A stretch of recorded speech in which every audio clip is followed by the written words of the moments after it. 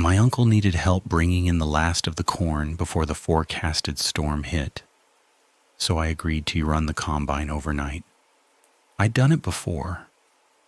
Long, boring shifts where you just follow the rows and try not to fall asleep. The pay was decent, and he let me keep the truck for the week after, so it was worth losing a night's sleep. I got to the farm around 11. The house was dark. My uncle and his wife had gone to bed hours earlier.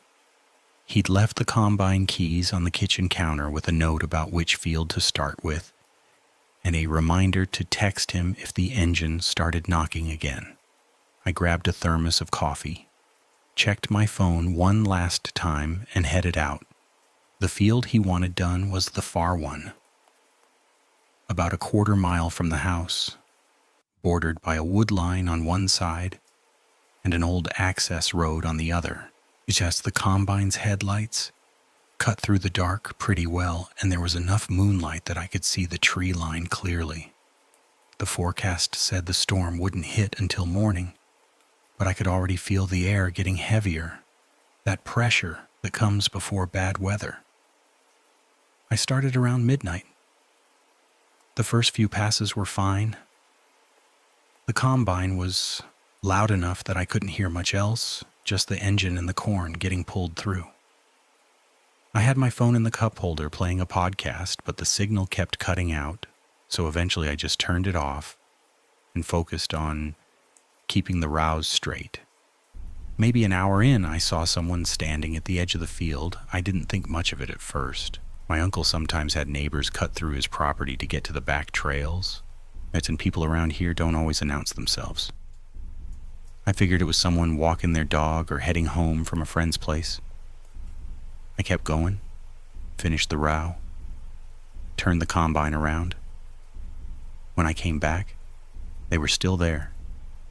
Same spot, same posture, just standing. I slowed down a little, trying to get a better look, but the headlights made it hard to see details.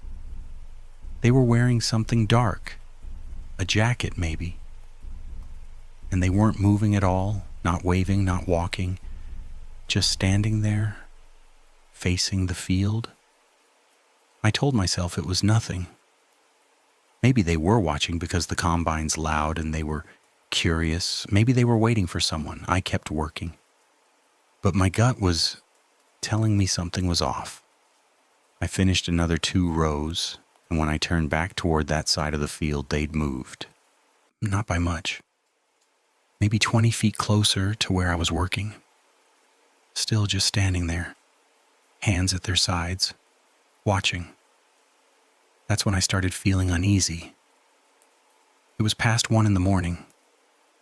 No one just stands in a field watching a combine for that long. I thought about texting my uncle, but I didn't want to wake him up over what might be nothing. I thought about calling the police. But what would I even say?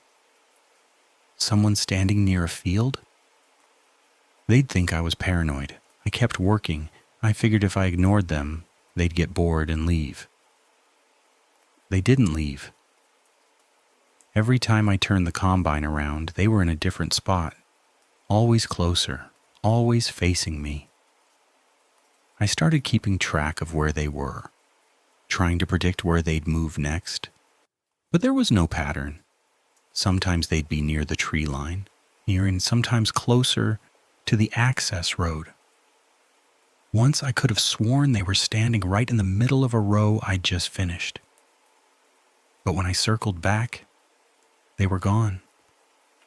I tried to get a better look, but the combine's lights only reached so far, and every time I got close, they'd be somewhere else. I couldn't tell if it was a man or a woman. I couldn't see their face. They were just a shape, dark and still, always watching. Around 2:30, I stopped the combine. My hands were shaking and I needed to think.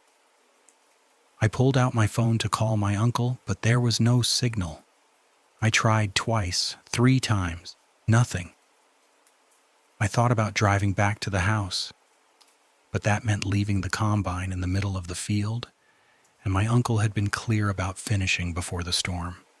I sat there for maybe 5 minutes, trying to calm down. The silence was worse than the engine noise. I could hear the wind picking up, the corn rustling, and nothing else.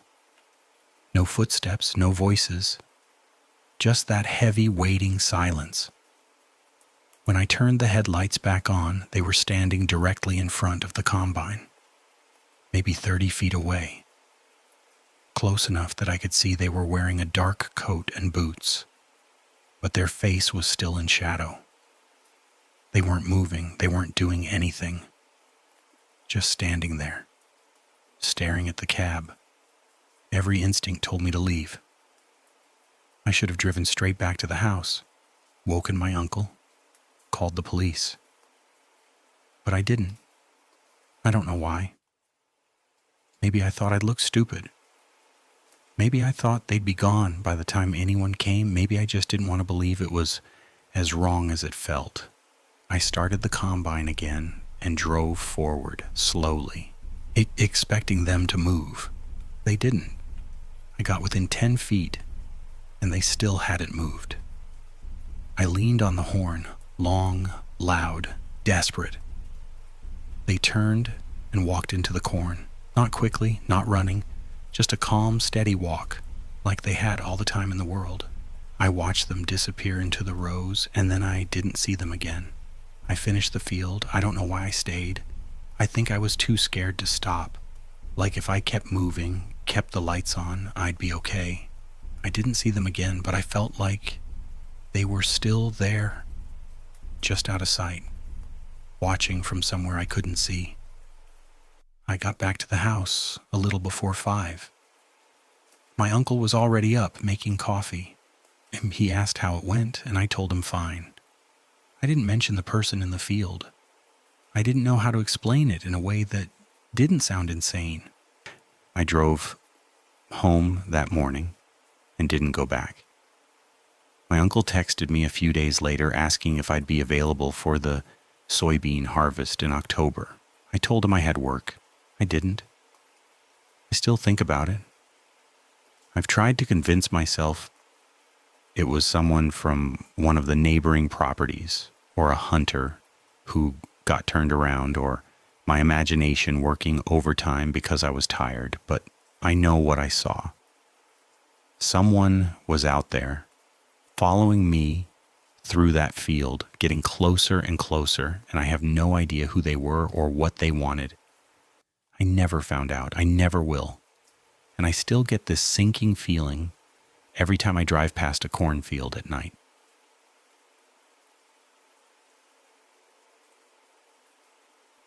The farmer's market coordinator called me Wednesday afternoon asking if I could cover Saturday morning.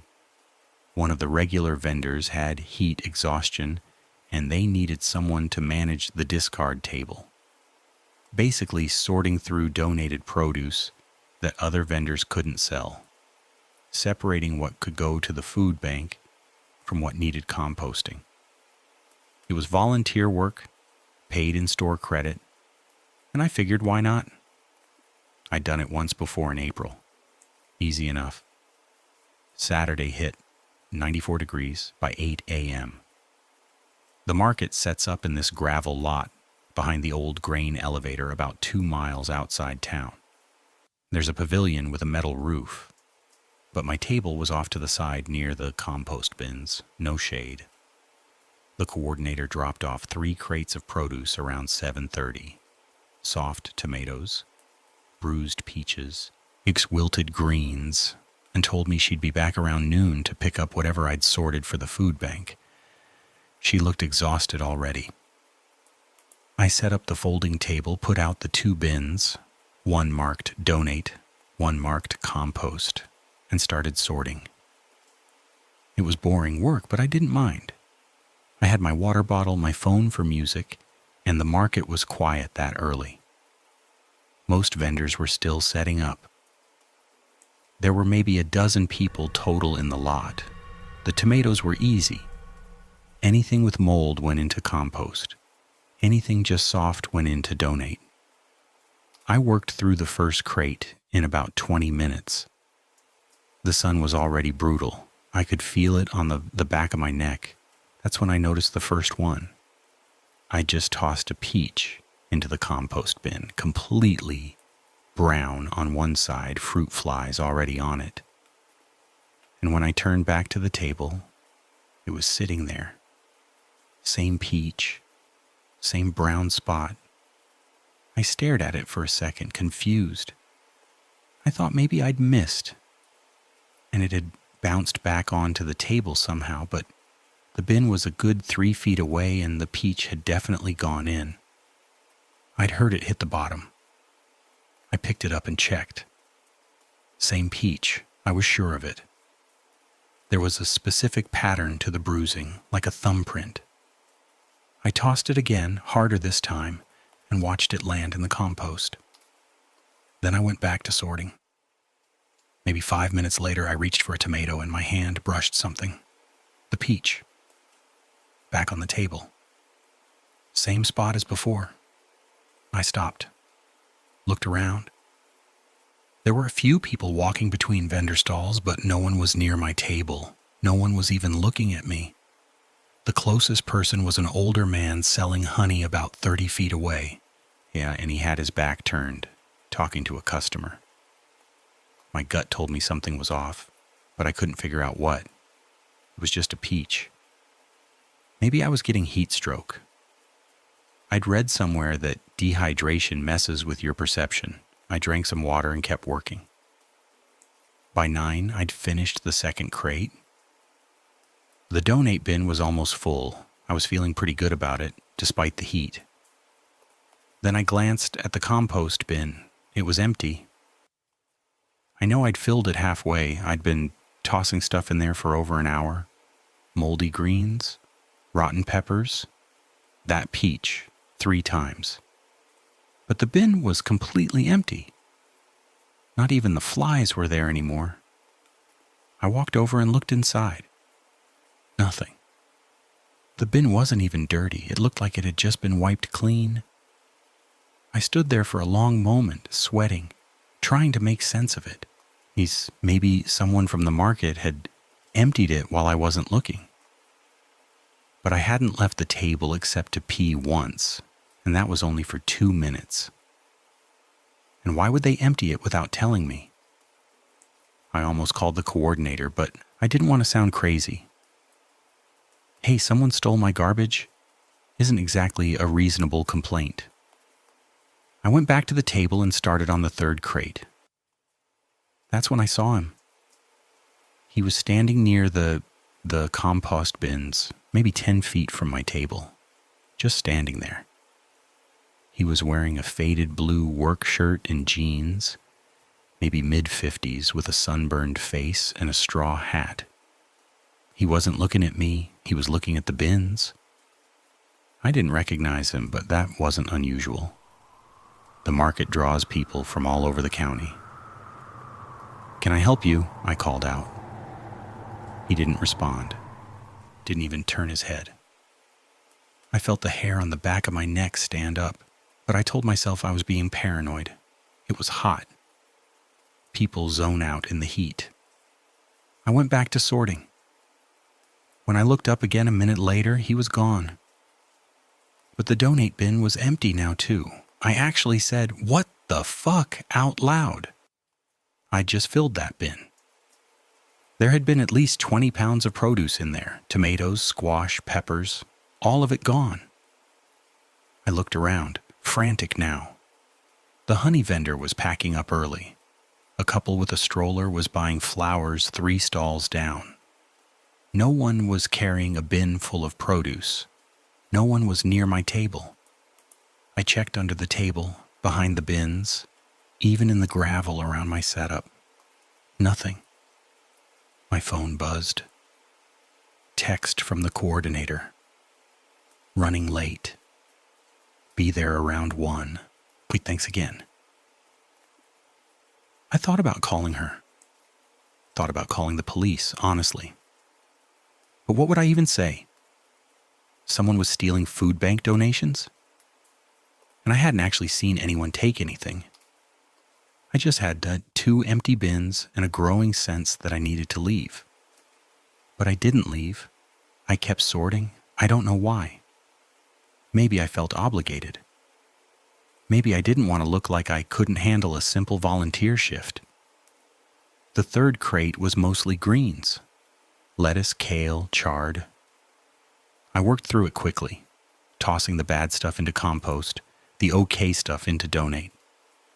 I was almost done when I noticed the smell. Rotten fruit. Strong. Like something had been sitting in the sun for days. I looked at the compost bin. It was full now. Overflowing, actually. Tomatoes, peaches, peppers. All the stuff I'd thrown away earlier. Plus more I didn't recognize. And sitting on top, right in the center, was that same peach. The one with the thumbprint bruise. I backed away from the table. The man in the straw hat was standing near the pavilion now, about 50 feet away. He was facing me this time, not moving, not smiling, just standing there with his hands at his sides, staring. Every instinct told me to get in my car and leave. I didn't. I stood there like an idiot, staring back, trying to figure out if I was losing my mind. He started walking toward me. Not fast, not slow, just a steady, deliberate walk across the gravel lot, his boots crunching with each step. I grabbed my keys and my water bottle and got in my car. I didn't say anything to anyone, I just left. I texted the coordinator from the road, told her I had heat exhaustion and had to go. She said it was fine, someone else would cover. I drove home and sat in my apartment with the AC on full blast, trying to convince myself it was nothing. Heat stroke, dehydration, stress. But 2 days later, I got a call from the market coordinator. She said someone had turned in my volunteer shirt to the lost and found. She asked if I'd left it behind by accident. I hadn't worn a volunteer shirt. I'd been in my own clothes the whole time. She texted me a picture. It was a shirt, folded neatly, with my name written on a piece of masking tape stuck to the front. The handwriting wasn't mine. I never went back to that market. I still don't know who that man was or why he kept moving the produce. I don't know how he knew my name. The coordinator said no one matching his description was a registered vendor. And the security camera by the pavilion had been broken for weeks. I think about it sometimes, especially when I'm sorting through groceries at home. I'll be holding a tomato or a peach, and I'll get this sinking feeling like I'm being watched. Like if I turn around, he'll be standing there waiting to put it back.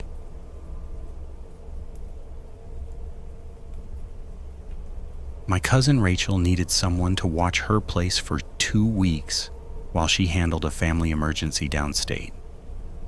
Small organic farm, 20 acres, mostly vegetables and a few chickens. I was between jobs and she offered to pay me, so I drove out Thursday afternoon with enough groceries to last. The house sits about a quarter mile off the county road.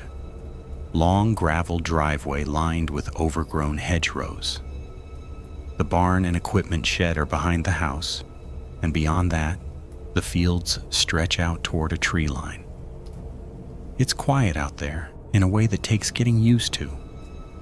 No traffic sounds, no neighbors close enough to see their lights. Just wind and the occasional bird. Rachel walked me through everything before she left Friday morning. The chickens needed feeding twice a day, as the irrigation system ran on a timer, but I should check the pressure gauge every evening.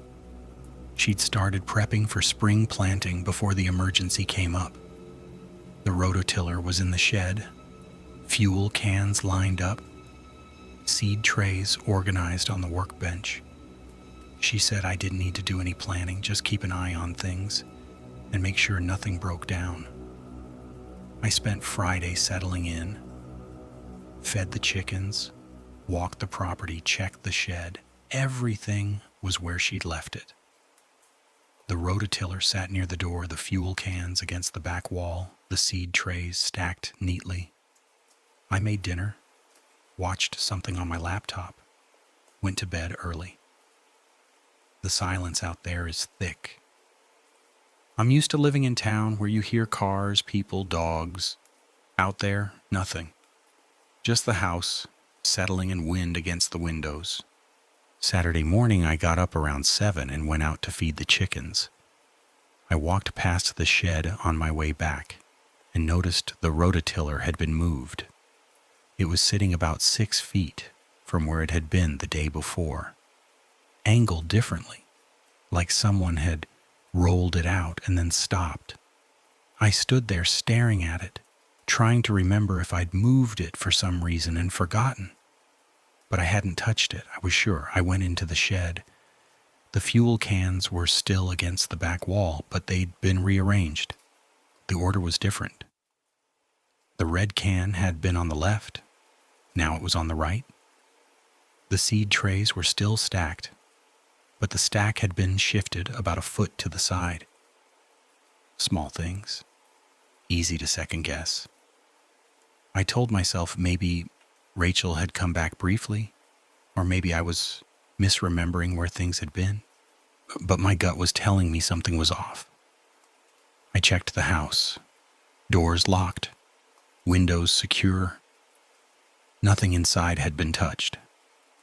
I walked the perimeter of the property, looked for tire tracks in the driveway, footprints in the mud near the shed. Nothing obvious. I thought about calling Rachel, but didn't want to worry her over something I couldn't even articulate. I figured maybe I was just being paranoid. First time alone on a farm, unfamiliar place, too much quiet. I spent the rest of Saturday doing small tasks. Checked the irrigation, cleaned out the chicken coop, read for a while on the porch. That evening I went back to the shed to organize some tools Rachel had mentioned. I wanted to make sure I knew where everything was. I moved the rototiller back to where it had been originally, lined up the fuel cans the way I remembered them, poured straightened the seed trays. I took a photo on my phone, just the interior of the shed, so I'd have a reference. Sunday morning I woke up and went straight to the shed. The rototiller had been moved again. This time it was outside the shed, sitting in the gravel about 10 feet from the door. The fuel cans were rearranged again, a different order than Saturday. And the seed trays, someone had taken the top tray off the stack and set it on the floor. Contents undisturbed, but clearly moved. I pulled out my phone and compared the photo I'd taken. It wasn't my imagination. Someone had been in the shed overnight. I felt this sinking feeling in my chest, the kind where your body knows something's wrong before your brain catches up. I checked the shed for signs of forced entry. The door didn't lock, just latched from the outside. No scratches, no damage. Whoever had done this had just walked in. I went back to the house and locked myself inside. I tried calling Rachel, but it went to voicemail. I thought about calling the police, but what would I even say? Someone moved my rototiller? They'd think I was wasting their time.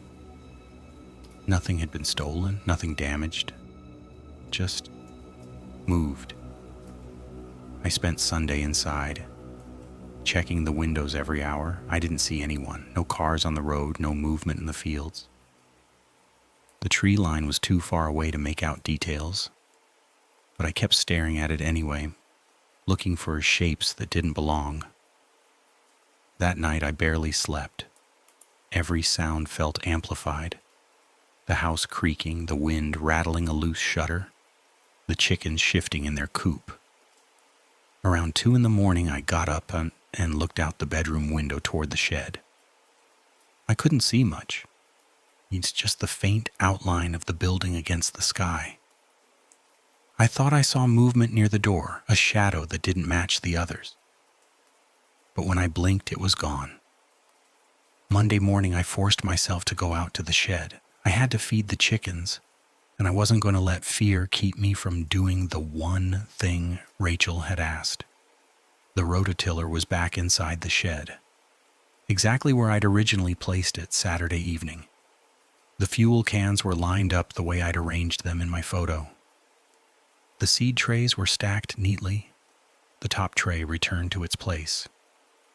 Everything was back to normal, like someone had been watching, had seen me try to document it, and decided to reset the whole thing. I stood there for a long time, just staring. My hands were shaking. Every instinct told me to get in my car and leave, but I didn't. I told myself I was overreacting, that maybe there was some explanation I wasn't seeing. A neighbor with a key Rachel forgot to mention. Some kind of sleepwalking episode I didn't remember. Anything other than what it felt like. I called Rachel again. This time she picked up. I tried to explain without sounding crazy, but halfway through I could hear how it sounded. She said she'd ask her neighbor 2 miles down the road to check on me, but he didn't have a key and wouldn't have any reason to move equipment. She sounded worried but also distracted, dealing with her own crisis. I told her it was fine, that I'd probably just been mistaken. I wasn't mistaken. I stayed the rest of the 2 weeks. I don't know why. Maybe stubbornness, maybe not wanting to let Rachel down, maybe just not wanting to admit how scared I was. Nothing else was moved. The shed stayed exactly as I'd left it. But every night I'd lie awake, listening, waiting for the sound of footsteps on gravel, the creak of the shed door opening. I never saw anyone, never found any evidence of who it was or why they'd done it. When Rachel came back, I didn't mention it again. I took the money, thanked her, and drove home. I still think about it sometimes.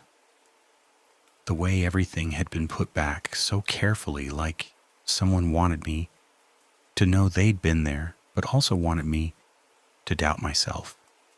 I don't know if it was meant to scare me or if it was something else entirely. I never got answers.